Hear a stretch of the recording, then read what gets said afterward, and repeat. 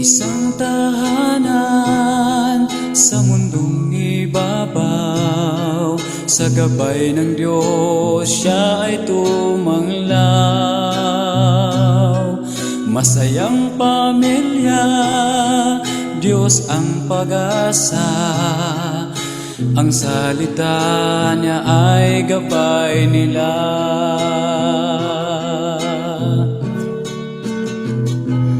Mga magulang, huwag ninyong kaligtaan na ituro ang salita ng Diyos sa inyong mga anak.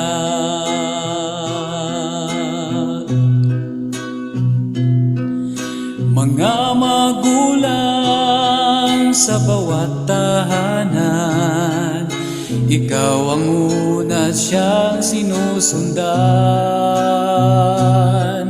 Buhay mo'y ayusin, anak ay turuan, na huwag mawaglit sa kaligtasan. Mga magulang, huwag ninyong kaligtaan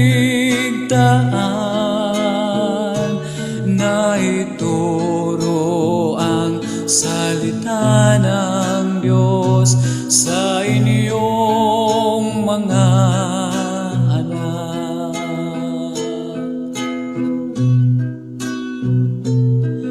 Kung nais mo'y mapayapa at ligaya sa buhay, ikaw ay maglingkod sa Diyos na buhay.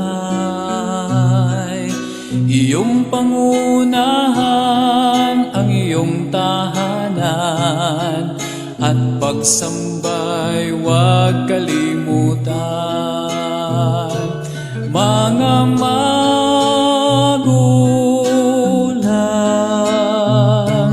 huwag ninyong kaligtaan na ituro ang salita ng Diyos sa inyong mga anak. Mga magulang,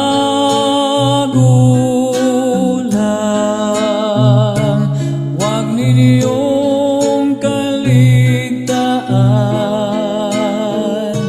na ituro ang salita ng Diyos sa inyong mga anak.